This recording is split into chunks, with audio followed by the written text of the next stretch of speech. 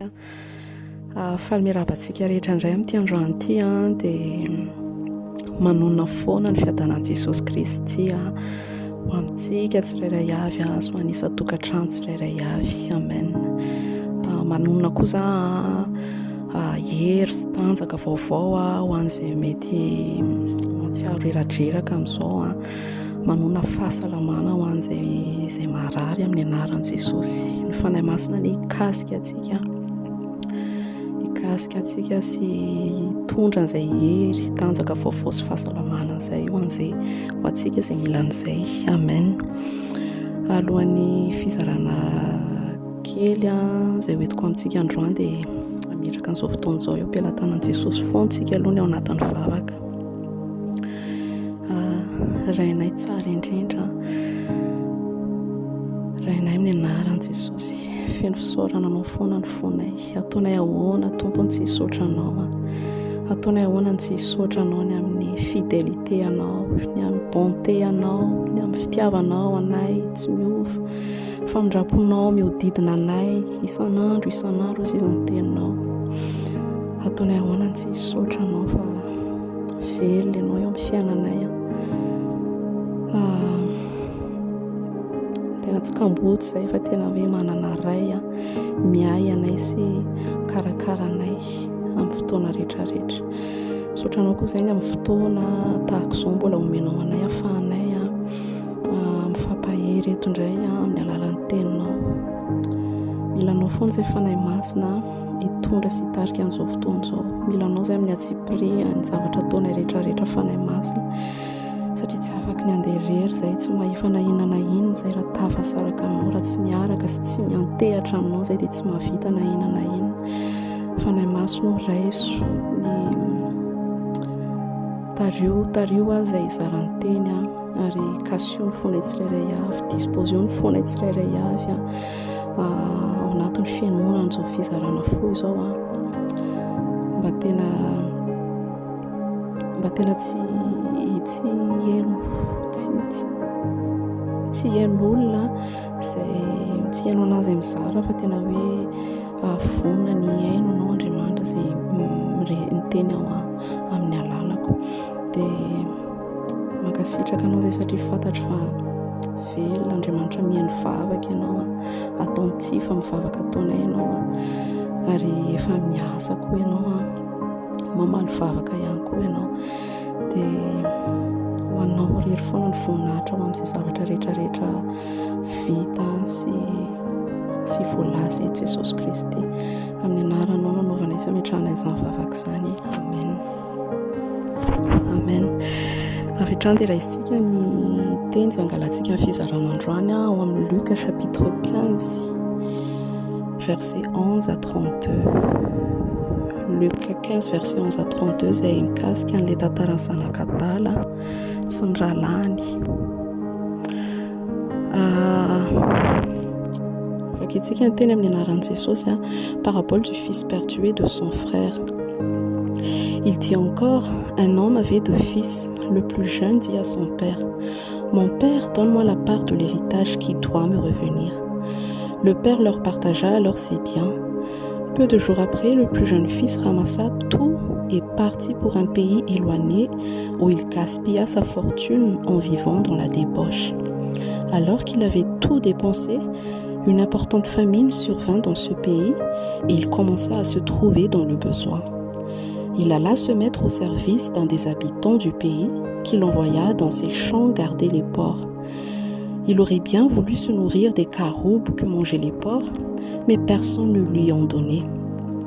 Alors il se mit à réfléchir et se dit, combien d'ouvriers chez mon père ont du pain en abondance et moi, ici je meurs de faim. Je vais retourner vers mon père et je lui dirai, Père, j'ai péché contre le ciel et contre toi. Je ne suis plus digne d'être appelé ton fils. Traite-moi comme l'un de tes ouvriers. Il se leva et alla vers son père. Alors qu'il était encore loin, son père le vit et fut rempli de compassion. Il courut se jeter à son cou et l'embrassa. Le fils lui dit, Père, j'ai péché contre le ciel et contre toi. Je ne suis plus digne d'être appelé ton fils.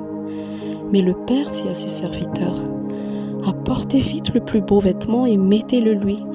Passez-lui un anneau au doigt et mettez-lui des sandales aux pieds. Amenez le veau qu'on a engraissé et tuez-le. Mangeons et réjouissons-nous. Car mon fils que voici était mort et il est revenu à la vie. Il était perdu et il est retrouvé. Et ils commencèrent à faire la fête. Or, le fils aîné était dans les champs. Lorsqu'il revint et approcha de la maison, il entendit la musique et les danses. Il appela un des serviteurs et lui demanda ce qui se passait. Le serviteur lui dit, « Ton frère est de retour et ton père a tué le veau engraissé parce qu'il l'a retrouvé en bonne santé. » Le fils aîné se mit en colère et il ne voulait pas entrer. Son père sortit le supplier d'entrer, mais il répondit à son père, « Voilà tant d'années que je suis à ton service sans jamais désobéir à tes ordres. Et jamais tu ne m'as donné un chevreau pour que je fasse la fête avec mes amis. Mais quand ton fils est arrivé, celui qui a mangé tes biens avec des prostituées, pour lui tu as tué le veau engraissé. » Mon enfant, lui dit le père, tu es toujours avec moi et tout ce que j'ai est à toi. Mais il fallait bien faire la fête et nous réjouir parce que ton frère que voici était mort, il est revenu à la vie. Il était perdu et il est retrouvé. Amen. Tantara efa fantatritsika loatra moa ty tantara mikasika an'ilay zanak'adala sy ny rahalahy ity fa rehefa namerina namaky an'ity tantara ity dia nikasihan'ny fanahy masina dia nireveleny tamiko indray ny foniny ray.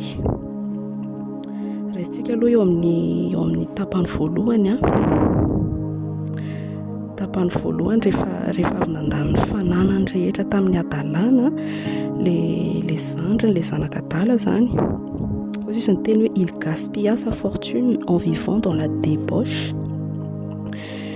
Dia nody ny sainy. Ozy izy ny tenin'Andriamanitra amin'ny teny gasy dia ohatr'izay mihitsy ny teny hoe nody ny sainy.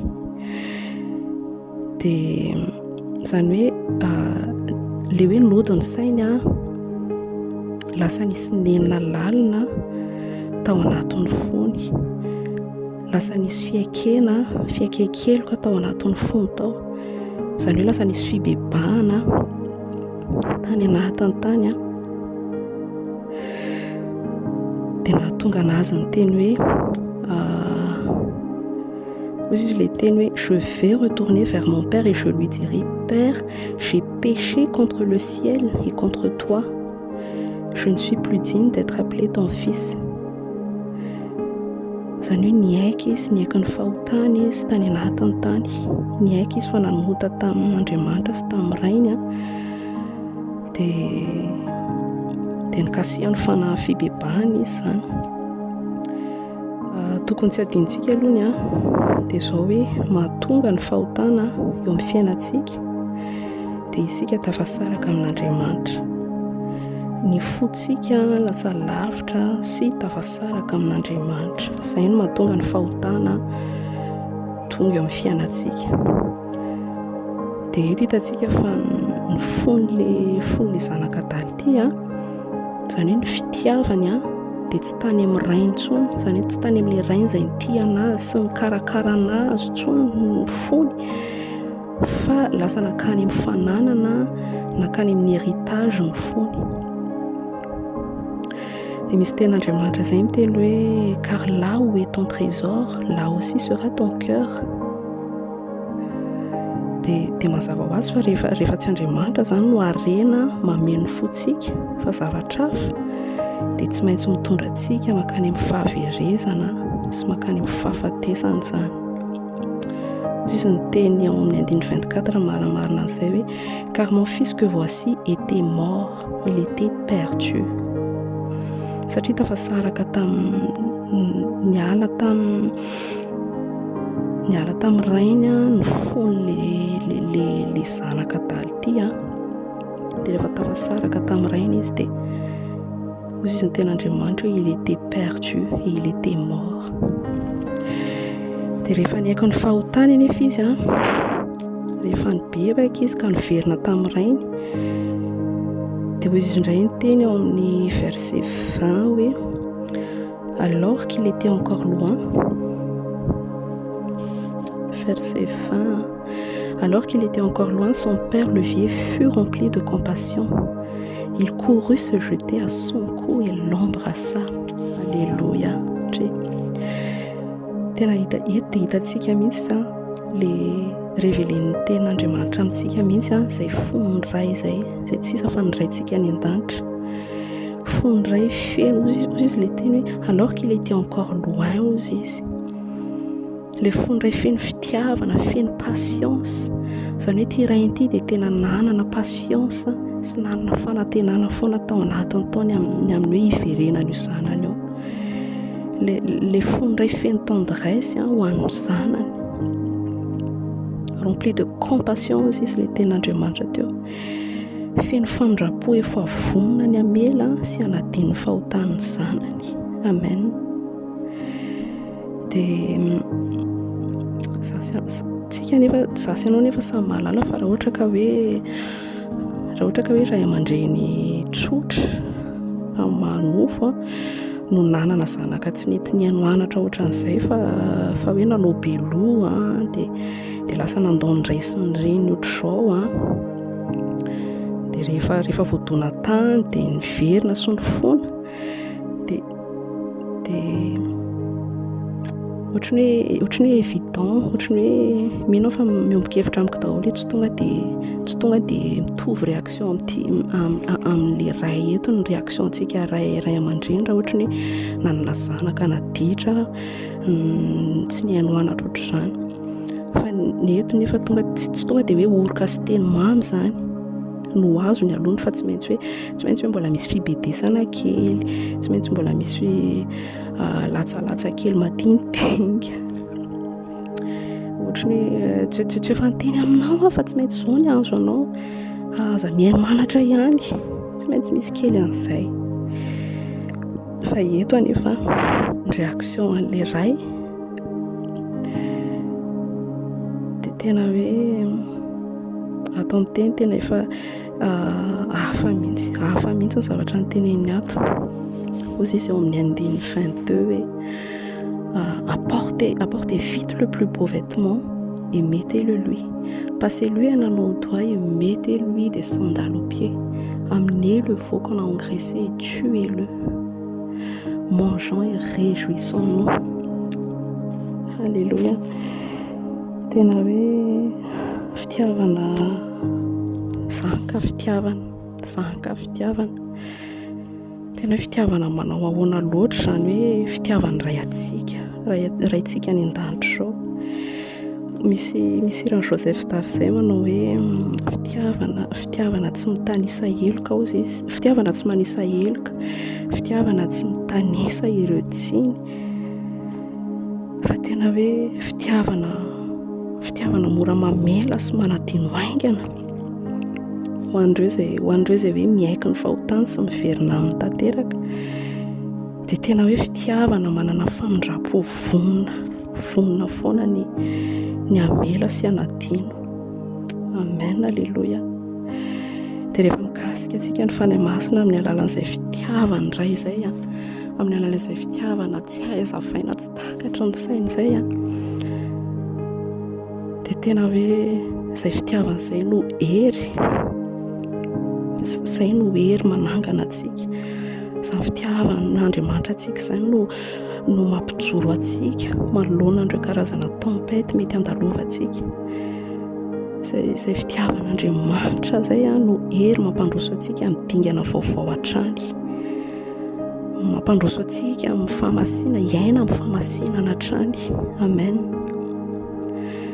Donc io fitiavan'Andriamanitra io izay révélen'ny fanahy masina, izay révélen'ny tenin'Andriamanitra amintsika io ny tokony principal motivation antsika isan'andro. Io ny tokony moteur mampietsika antsika hanao ny zavatra rehetrarehetra. Amen. Dia eto amin'ny tapany faharoa dia ndao jerentsika vetivety indray hoe manahoana ny réaction an'ilay zokiny le rahalany zany rehefa nahare hoe niverina ilay zandrany. Tsoriko aloha fa taloha za rehefa mamaky an'ity tapany faharoa ity dia tena niombon-kevitra tamin'ity rahalahy ity mihitsy za. Niombon-kevitra mihitsy zany tao anatin'izay incompréhension izay za hoe tsy azo kosa fa maninona no za mba teo foana le zokony kosa tena hoe mba teo foana fidèle niasa mafy nanombo fidèle be teo foana ozy izy ny amin'ny 29 hoe voilà tant d'années que je suis à ton service sans jamais désobéir ozy izy à tes ordres izany hoe nakatoa teo foana nefa manina izy tsy mba hoe mérité récompense les zandriny nefa sady tsy nanaja ny rainy nandany vola tamiditra dia nefa sady mbola nahazo mihoatra sy nanaovana fety ihany dia tena niombon-kevitra tamin'ity rahalahy ity mihitsy aho zany taloha rehefa namaky an'ity teny ity dia raina Jesosy fa ankehitriny moa efa mazava amiko ilay satria plus tsika mangetaheta ny alala ny fonony iray zany rehefa mamaky teny ohatr'izao dia mangetaheta tsika ny afantatra ny anatin'ny fonony iray dia plus tsika mangetaheta plus tsika révéler ny fanahy masina amintsika izay fonony iray izay. Amen. Dia de un alohany ny antony nahatonga an'ilay rahalahiny teny zavatra ohatran'izany zany satria tsy nahafantatra ny identitéany izy amin'ny mahazanaka azy. En fait nametraka ny tenany tsy nametraka ny tenany ho mpanompo foana izy hatramin'izay hoe mpanompo miandro valikasasarana fotsiny miandro valipity fa tsy mba hoe fa adino hoe izany ka zanaka adino ma identité anazy dia adino hoe izy arinona ny efa nanany en tant que hoe efa amin'ny mahazanaka anazy zay voalohany. Dia ny faharoa tsy fitiavana ny nanom-pony tsy fitiavana ny asany tao hatramin'ny rainy hatramin'izay tsy fitiavana nanosika anazy fa tena hoe fitiavatena tsotro izao zany hoe ny asa izy nanantena valikasasara ohatra ny nanantena valikasasara nanantena valipity ohatra ny hoe amin'ny teny français ny tenenako anazy mba hazava azy kokoa mialatsiny amin'ilay vary amin'anana hoe en fait il voulait mériter la faveur de son père par ses œuvres alors qu'en tant que fils en tant que hoe efa zanaka dia il a déjà la faveur de son père. Zay zavatra nampianarin'ny fanahy masina anahy tamin'ny alalan'ity tapany faharoa ity dia izay fisainan'izay nefa ozy izy mifanahy masina hoe fisainan'olona religieux no manao an'izany ary matetika ozy izy ny kristiana amin'izao mbola betsaka no mora tafalatsaka ao anatin'izay hoe esprit de religiosité zay satria ohatra ny manana tendance foana hanao zavatra mba higanena ny faveur an'iray higanena ny fankasitrahan'iray nefany tokony fantatritsika hoe itsika tsy vitan'izay hoe tian'Andriamanitra tsy no efa nofidian'Andriamanitra fa amin'ny hoe efa en Christ atsika dia nous avons déjà la faveur de Dieu. Dieu met déjà toute sa joie en nous. Amen. Nous avons sa faveur. Dia ny fahalalana an'izay fahamarinana izay no mahatonga antsika izay ilay grâce tsy azo avy amin'ny œuvre tsy azo avy amin'ny asa fa grâce azontsika tamin'ny finoantsika an'Andriamanitra finoantsika an'i Jesosy Kristy maty eo amin'ny hazo fijaliana. Dia izay no tokony manosika antsika ny fahalalana an'izay fahamarinana izay hoe efa manana ny faveur an'Andriamanitra tsika. Nous avons déjà la faveur de Dieu. Dieu met déjà toute sa joie en nous à cause de notre foi en Christ. Dia izay no tokony manosika antsika tena hoe manosika antsika hiplaire an'Andriamanitra amin'ny zavatra rehetrarehetra izay ataontsika. Amen. Tsy hoe hiplaire anazy moa zany fa en fait tsika efa nous plaisons déjà à Dieu efa mahazo ny fankasitrahan'Andriamanitra tsika en tant que hoe en Christ fa ny fahalalantsika izay famarinana izay manosika antsika te s'attacher bebe kokoa aminazy foana, isaina ny zava-panahy foana mba hatonga ny fanahy, mba hatonga antsika hijoro. En fait ny zavatra ataontsika, ny effort ataontsika zany sy ny application ataontsika amin'ny andavanandrontsika dia ny hatonga ny finoantsika ho mafiorina tsara ho antsika ilay izy fa tsy ho an'Andriamanitra intsony. Ce n'est plus pour gagner quoi que ce soit venant de Dieu, ni gagner les bénédictions de Dieu, mais en fait c'est vraiment pour nous-mêmes si nous nous appliquons et si nous nous efforçons à nous attacher à Dieu, si nous nous efforçons à regarder les choses d'en haut, c'est pour nous-mêmes afin que nous puissions être fermes dans notre foi lorsque les persécutions arriveront, lorsque la tribulation arrivera. Nous serions fermes, nous serons affermis dans notre foi ho antsika ilay izy. Dia izay mahatonga antsika hoe mandeha amin'ny fanahy, izay mahatonga antsika hoe misaina zavatra any ambony, misafidy ny vavaka, misafidy ny hamaky-teny. Tsy hivavaka isika mba hahatonga antsika hoe azo sitraka avy amin'Andriamanitra na hoe hamaky-teny mba hahatonga anazy sitraka avy amin'Andriamanitra, fa ho antsika ilay izy hahatonga antsika tena hoe mahery rehefa avy ny tafio-drivotra sy ny persécution. Dia fean'ilay izy dia tena hoe Andriamanitra nefa navita ny zavatra rehetrarehetra. Jésus a déjà tout accompli. Nous avons déjà la faveur de Dieu. C'est lui qui nous a choisis et c'est lui qui nous a aimés en premier. Izay no ahafahantsika mitia anazy en retour. Dia fean'ilay izy dia tena hoe fitiavana no moteur mampietsika antsika ny relation antsika miaraka amin'Andriamanitra, tsy relation hoe mifampiandriana intsony fa tena hoe relation fitiavana, fifankatiavana. Izay ny relation antsika miaraka amin'Andriamanitra mandra-piavan'i Jesosy Kristy. Dia miaraka hivavaka isika miaraka an'izay teny izay hoe belantanan Jesosy mba tena hoe hiasa ao anatsika amin'ny fanahy masina, hiteny ao am-pontsika tsirairay avy. Misaotra anao zay Jesosy Kristy, misaotra anao zay Ray, misaotra anao zay fanahy masina ny amin'ny teny rehetra izay voalaza teto. Ianao anie no hiasa sy hanokatra, illuminer c'est toi qui vas illuminer les yeux de nos cœurs, Seigneur, afin que ta parole, afin que ton esprit nous touche à travers ta parole, Seigneur. Et merci parce que je sais que si cette parole a été dite, Seigneur, c'est que tu veux vraiment voir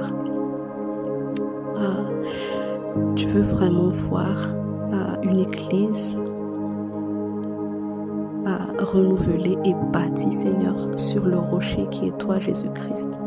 Alors merci, Seigneur, merci de toucher chaque cœur à travers cette révélation, Seigneur, et que ça va apporter un renouveau, Seigneur, dans notre marche avec toi.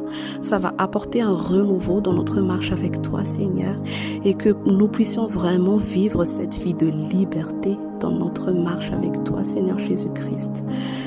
Comme ta parole le dit, rano marina no afaka anareo dia ho afaka tokoa anareo. Dia tena hoe